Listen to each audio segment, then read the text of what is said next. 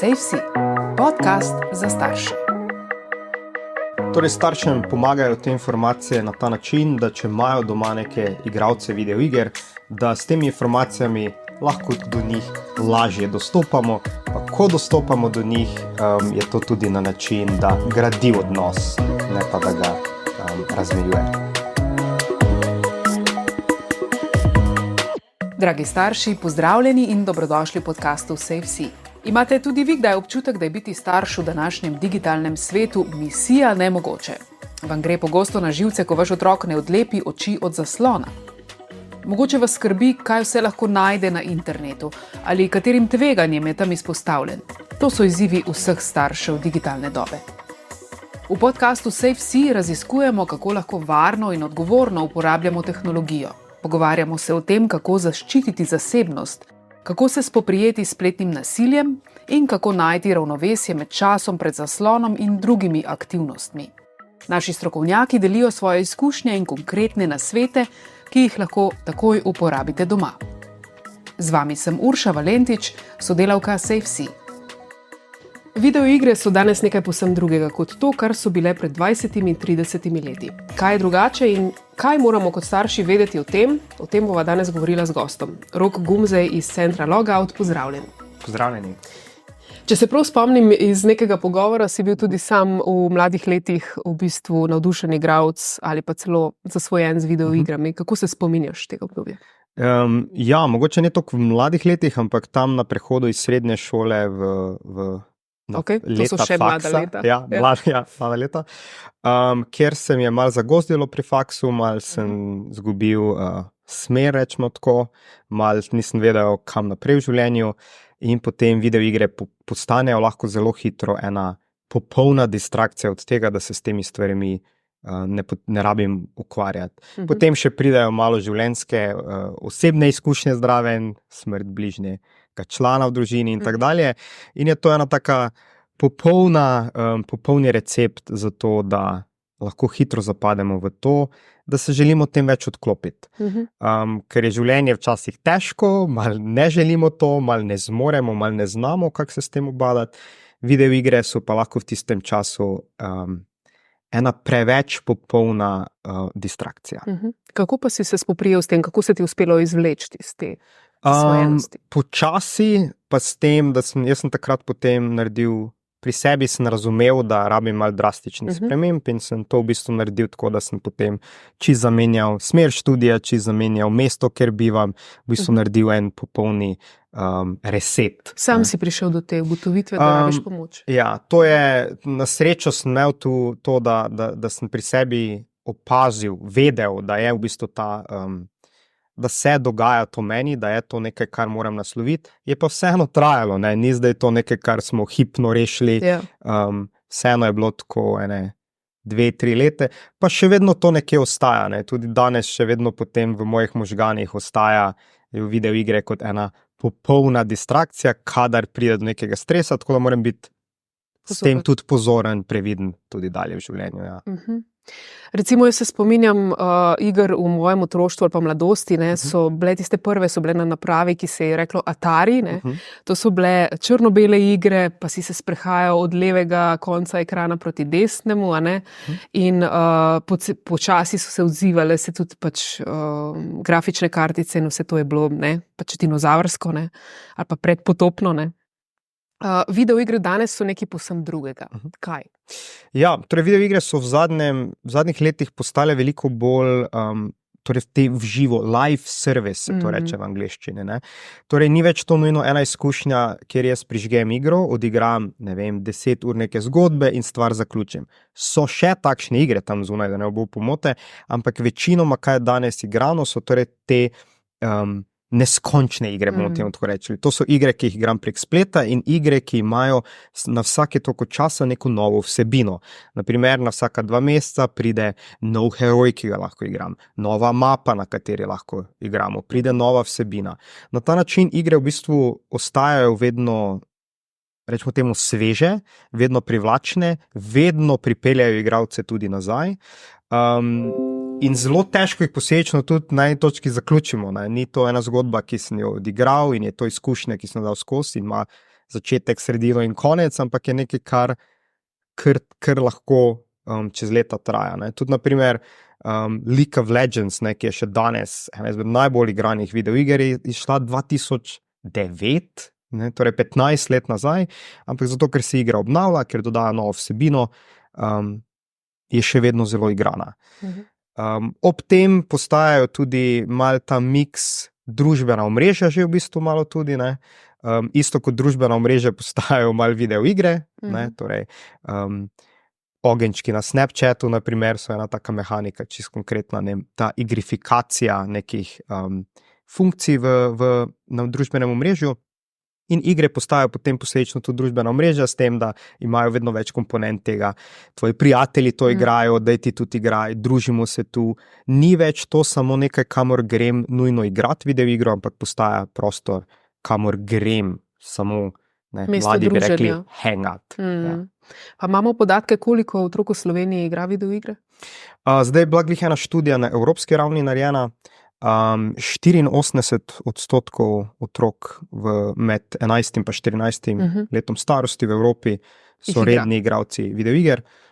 Tudi zanimivo je bil ta podatek, da več kot polovica potrošnikov je tudi rednih igralcev videoiger v Evropi. Zelo razširjen pojav. Hobi, če rečemo temu. Koliko od teh je pa zasvojenih? Zdaj, ti podatki so malo različni lahko, ampak načeloma tam nekje do 5% nekje različno. Ena študija tudi je bila, samo to je še bilo torej pred časom koronavirusa, je tudi v Sloveniji kazala, da so znaki zasvojenosti prisotni pri tam okrog 10% populacije. Tako da tam nekje do te mere.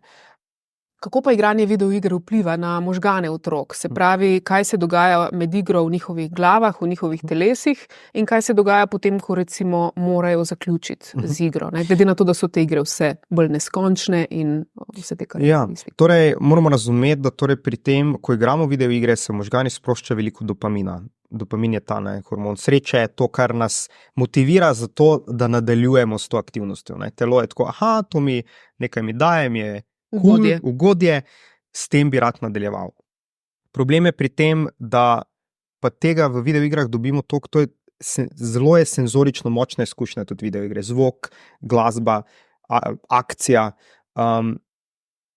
da v bistvu pride do tega, da lahko pride do zasvojenosti z lastnim dopaminom, ne? Torej vedenska zasvojenost. V tem primeru začnejo možgani toleranco do dopamina zviševati, ker je tega preveč in rabijo tega vedno več, zato da sploh dosežejo neko stanje neke normale, nekega torej normalnega počutja. Ko pride do zasvojenosti, to pomeni, da v bistvu igra potem je že toliko, v bistvu so možgani na to navajeni, da tudi ko jaz igral 5, 6, 7 ur na dan, to več ne bo meni niti zabavno. Torej tudi kako se to nekako razvije, je na začetku so mi igre zabavne in tudi ko bom zgubljal, na primer v igri, bom še vedno želel igrati, ne. Vseeno mi bo, ok, tudi če smo zgubili, mi je zabavno. Ko se pa ta zasvojenost začne razvijati dalje, pa igre več niti ne le, da mi ne dajo več tega večjega občutka nekega zadovoljstva, niti več ne normalizirajo mojega čustvenega stanja, ne. Torej, ko sem slabe volje, še včasih potem mogoče me malo, grem malo odigrati, pa se pa normalizira. Ko pride do zasvojenosti, temu več ni tako. Jaz tudi, če mi igral 3-4 ure na dan, 5 ur, 6 ur, lahko celo noč igram, ko mi je zaključil, bo moje stanje čustveno isto, kot je bilo, torej, ko sem šel, ne, isto nelagodje. Zato je zaključevanje potem tudi tako težko. Otroci imajo še tu posebej težave s tem, velikokrat, na primer, tudi na našem centru pridejo starši do nas in rečejo, pa saj smo mu 50krat rekli, pa kak še ne razume, da je treba zaključiti. Zelo jim je težko. Staršem, odraslim osebam je težko zaključiti te zadeve, je težko, ne vem, že osnovna pravila, ne vem, da v spalnici zvečer nismo na telefonu, da ne nosimo telefona na WC. Že te pravila je odraslim osebam težko, ne, se moramo malo potruditi, pa da implementirati. Za otroke je to pogostokrat nemogoče, ne.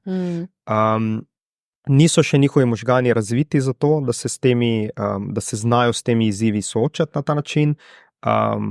Torej centri za samonadzor, centri za samokontrole se razvijajo kasneje. Pa obstajajo igre, ki recimo tako v narekovajih ne zasvojijo ali ki manj vplivajo na te hormonske spremembe? Absolutno so igre tam zunaj, ki so bolj je mogoče ta, ne, torej vprašanje, ki ga mi velikokrat je to, a je to vsebinsko primerno in a je to časovno primerno, ne. Igre imajo tudi, to je pomembna informacija, se mi zdi, da imajo starostne omejitve igre, ne. Torej, ne vem, GTA 5, ki ga velikokrat igrajo mladi, ne, na primer, je 18 plus igra, ne. To proizvajalec označi. Proizvajalec označi in so označbe tudi v smislu vsebinskih označb. Ali igra vsebuje neke, ne vem, droge, žaljivke, spolno vsebino in tako dalje. In to se lahko preveri. Torej, ali je to vsebinsko že samo iz tega vidika primerno in pa potem, ali je seveda časovno primerno, ne. Lahko jaz tudi imam neko igro, ki je, ne vem, učenje računanja, ampak če jaz to igram 7 ur na dan, potem verjetno to tudi ni najboljše zame. Jaz imam tu, mislim, moje osebno mnenje je, da imamo tu igre, ki so lahko zelo zanimiv medij, to v bistvu, ne? Ampak velikokrat v ospredje, pa v javnost, pa to, kar slišimo, pa to, kar poznamo, ne pridejo te malo bolj zanimive, mogoče neke izkušnje igre, ki lahko tudi dajo nam nekaj čustvenega, ki nas lahko kaj naučijo. Velikokrat pridejo v ospredje pač igre, ki so te najbolj igrane, ne? Ki so pa akcija, hitro, ne, na telefonu nekaj, kar ima zelo barvito. Tako da iz tega vidika obstajajo, jih je pa treba malo poiskati. Ja. No, kako pa jih poiskati? To je zdaj gotovo starše zanima. Ena super stran, mogoče kar priporočam, tako je Common Sense Media. Mislim, da je .com, vse, če se napiše v Google Common Sense Media. In ena super stran, ki je na primer predstavlja, kjer lahko starši preverijo za specifične igre, tudi za aplikacije, mislim, da imajo tudi za filme že zdaj. In je tudi lepo, ful je zanimivo, ker je napisano, kaj starši menijo, kaj učitelji menijo, mislim, da je v glavnem odrasle osebe v igri, pa potem je en odsek, kjer pa lahko otroci ne napišejo mnenje. In je zanimivo to primerjavo videti, ne, kako eni dojemajo to igro, pa kako drugi, ne. Super. Kateri pa bi bili potem tisti recimo prvi koraki za starša, ki bi želel otroka tako rekoč uvesti v svet videoiger, ampak na nek common sense način, če temu rečemo, ne? Se pravi, da pogleda na tej spletni strani, pa še potem naslednji koraki? Absolutno, da se doma določi jasen dogovor, kdaj, kje, koliko bo to igrano. Da ni to nekaj, kar se igra v sobi otroka, torej, ne, da ni to zdaj bomo pa televizijo dali v sobo otroka, zdaj bomo pa računalnik dali, naj bo to igrano v skupnem prostoru. To ima toliko enih prednosti že iz tega vidika, lažji nadzor, pa tudi iz tega vidika, da bomo mi lažje videli sploh, kaj otrok igra, kar je tudi spet eno okno v malo grenje odnosa, malo v to, da povprašamo, kako ti gre, tudi vidimo, kako otrok deluje, kadar mu ne gre v igri. Kako se soočam s tem, z jezo, kako znam s tem nasloviti pri sebi, kaj se zgodi, ko zmagujem, kaj je s tem mojim čustvenim stanjem, ne? In da se to tudi lahko potem lažje naslovi. Tako da malo preverimo v skupnem prostoru, pa kdaj malo tudi smo potem z njimi, ne? Da se malo sedemo, pa res malo smo zdrave, kako ta igra izgleda, povprašamo malo. Se pogovarjamo. Ja, da se pogovarjamo o tem. Ne pomeni, da moramo sami zdaj postati gamerji, pa sami začeti igrati, pa ne pravim niti, da moramo biti zdaj navdušeni nad tem, lahko smo kritični do tega. Gre se samo za to, da vzamemo resno nekaj, kar je interes našega otroka. Se pravi, ni toliko pomembno, da bi starši igrali videoigro z otrokom. Mislim, če je to opcija, se lahko tudi gremo tega, se lahko tudi to, seveda, lahko se to tudi proba, ne pravim zdaj samo kot, ne, da je to nuja. Se mi zdi tudi, mislim tudi otroci, ki prihajajo k nam, včasih jim damo ta predlog, pa daj narediš PowerPoint predstavitev, kaj ti ta igra pomeni, pa predstaviš to staršem, ne. Zato, da tudi prije do tega, torej, da malo vidimo, ker velikokrat v igrah, mogoče kot zunani, kot neigravci, vidimo torej mogoče nasilje, pa zapravljanje časa, pa brez veze, pa kaj, tako zelo vidimo to, otroci pa v tem vidijo tekmovalnost, povezovanje, izziv, ene druge vsebine. In če se tu, ne pravim, da kjerkoli od teh strani zdaj 100% ima prav, ampak nekje na sredini se pa lahko srečamo in ko se srečamo, pomeni, da gradimo odnos. In ko gradimo odnos, pomeni, da lahko potem tudi naslovimo nevarnosti spletnega okolja in videoiger lažje.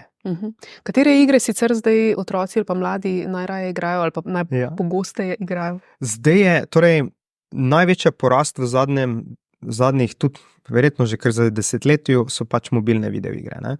Mladim je to, ne rabimo opreme za to, neki telefon nek imam, zastonj so velikokrat te igre, v narekovajih zastonj, torej naložim si jo zastonj in potem lahko kupujem stvari v njej. Ravno to sem zdaj videla v eni raziskavi, da so otroci v bistvu zelo veliko denarja zapravili. Mislim, da je 39 evrov na mesec. Na mesec, to je v Evropi, kar je to 40 evrov, to je veliko denarja, to ni za otrok, mislim, ki imaš ponavadi mogoče žepnino, če imaš 20 evrov na mesec, se mi zdi. Tako da to. In ravno te igre so narejene tudi na način, da igrajo na to, da imajo mlade igralce, to je cilj, in da njih prepričamo v to, da predajo svoj denar igre. Igre so danes narejene strani psihologov, igre so narejene na način, da maksimalizirajo naš čas v njih, pa da maksimalizirajo svoj donos. To je biznis na koncu dneva. Konkretno pa bi med temi najbolj igranimi igrami so pa danes zelo dominira Brawl Stars, naprimer, to verjetno starši so že kaj slišali, to je ena mobilna videoigra, kjer igramo en proti drugemu. Potem kaki Roblox je tudi zelo popularen zdaj, Minecraft še vedno. In malo tudi čisto konkretno, zakaj je dobro malo tudi te zadeve poznati, naprimer Roblox je torej igra, ki ima runde. Torej, jaz grem eno rundo odigrati in ko je runde konec, lahko grem novo rundo. In smo imeli en primer, kjer je en otrok imel ob 8 zaključek, ne vem, če bilo ob 8, sej, v glavnem ob 1 uri mora zaključiti, in je ob 8 bil, tako pa sam še malo, še to igro. In so starši, ok, sam še eno igro in je dobil 15 minut za tisto eno igro. Runda v Brawl Starsu pa traja 1-2 minuti. Tako da, in starši niso vedeli, starši so mislili, to je 15 minut, ena runda, in on je v bistvu igral še jih 7. Tako da, zato je tudi dobro te stvari malo poznati, da vemo, s čim se soočamo. Kako pa lahko starši prepoznajo, da se recimo v igri dogaja ali pa s otrokom dogaja nekaj problematičnega, da mogoče gre v smeri, ko ni več vse, kot bi bilo? Ja, pri nas, mislim, velikokrat je tako, če povzroča težave, je težava. Torej, da ni zdaj ta, a že je dosti velika težava. Mi zelo radi sprejmemo pri nas osebe, ki pridejo čisto preventivno, tako v smislu, malo se nekaj začelo dogajati, ker takrat najlažje še te stvari naslovimo. Že pridejo tudi. Ja, že pridejo tudi čisto preventivno. In to je tudi najlažje delati potem s tem. Kaj pa pomeni to, da je težava? To pa pomeni, opažamo, da je interes za druge aktivnosti padel. Včasih smo radi brali, pa mogoče kak inštrument, pa več časa smo bili zunaj z prijatelji. Zdaj pa so popodnevi, ker malo izginemo v svojo sobo. Pa ni več, ne gremo iz sobe, ne pridemo ven, pride do tega, da po noči velikokrat, ne vem, grem kot starš, grem na WC ob 12 po noči, pa še kar neka luč tam. Torej, da se začne tudi to, da se spanec začne krajšati, ker zvečer na telefonu igram ali pa gledam neke videoposnetke. Tako se kažejo ti znaki čisto na ta način. Odnosi padejo, konflikti so glede tega, dogovori ne delujejo. Probali smo že mogoče kako stvar, zdaj bomo pa imeli, ob nedeljah imamo e-post, ob nedeljah se naprave odmaknejo in ne gre. Mogoče en vikend, pol pa razpade. Kaj pa recimo ena starejša, sicer že raziskava NIJZ, je ugotovila, da se strastni igralci računalniških iger med osmošolci razlikujejo od svojih sošolcev tudi v tem, da so recimo bolj nagnjeni k uživanju v tveganih aktivnostih, pa da bolj uživajo, ko dražijo, nadlegujejo druge ljudi, da o sebi pravijo, da se počutijo kot da so tempirana bomba, da hitro izgubijo živce. in da pogosteje ne delajo domačih nalog. A se to tudi pri vas pojavlja kot znaki? Ja, sej imamo tudi to populacijo. Ja. Moramo razumeti, da tudi videoigralsko okolje je pogostokrat zelo tekmovalno okolje. In igre so narejene na način, da to spodbujajo. Ne? Torej imajo to prilagojeno težavnost, tem slabše bom jaz igral, tem slabše nasprotnike bom dobil, da vedno imam ta občutek, da zmagujem še kljub temu, tudi če mi ne gre. Ne? Tem boljše bom igral, tem boljše nasprotnike bom dobil. Ne? In nikoli zares ne zmagam v teh online igrah.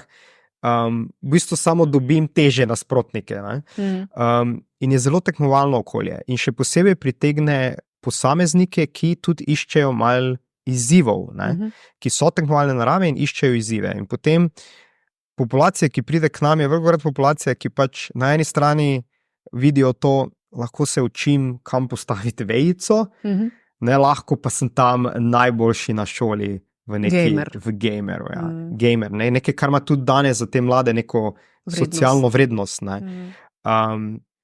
In hitro potem ta vejica malo gre na stran, in tisto postane zelo pomembno. Igre moramo tudi razumeti, da nas zelo fizično aktivirajo. Ne vem, če jaz tam zmagujem, naprimer Fortnite je takšna igra, kjer čisto na hitro 100 igralcev pade na en otok in zadnji preživeli zmaga igro. Ne? In vedno dlje gre igra, se tudi moj adrenalin, telesno postajam vedno bolj živčen, ne? Ker vedno bolj prihajam k koncu, naprimer 50 igralcev še živih, 25 igralcev še živih, 10 igralcev še živih, vedno večji pritisk je in pol, ko sem, ne vem, a bom zdaj zadnji, je že to zelo, zelo lahko močno. Če takrat pride nekdo v sobo pa reče, zdaj pa je čas, da zaključiš, ne, je telo je v čisti aktivaciji, ne, to je adrenalin, to je in takrat zaključiti je za njih zelo težko. Mirno zaključiti, mislim. Ja. Verjetno je povezano tudi s temi nihanji dopamina, ne, o katerih si prej govoril. Ja. Zadnje vprašanje, za konec, katere 3 stvari mora starš vedeti glede igranja videoiger, preden dobi otrok v bistvu napravo oziroma telefon, računalnik, karkoli za igranje iger?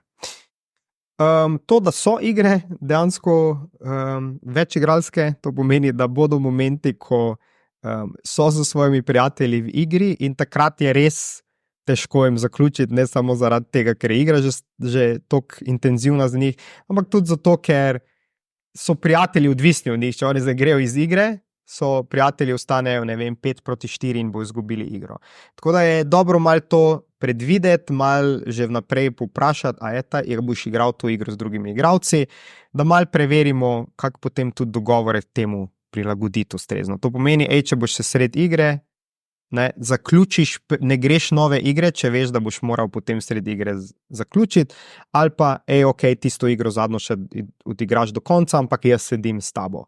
Ne, pa potem zaključiš. Mogoče že to, da so igre, tudi so drugi igralci odvisni od njih. To, da imajo starostne omejitve, kot sem rekel vmes, da se da to preveriti, da se da to tudi upoštevati. Pa mogoče to, da je da se za to tudi malo zanimamo, ne, kot sem rekel. Torej, da je da jih malo povprašamo o tem, da ni edino vprašanje, ki jih vprašamo, kako je bilo v šoli, ker odgovor bo v redu, ampak da je lahko to tudi eno okno v grajanje odnosa, v smislu, kaj pa igraš, kaj pa narediš, ko 5 iger zgubiš zapored, kaj ti v igri ni všeč, kaj ti je v igri všeč, s kom igraš. Tako, veliko je lahko vsebine to tudi za grajanje odnosa. Hvala za ta pogovor. Hvala. Več informacij lahko najdete na spletni strani SafeSea.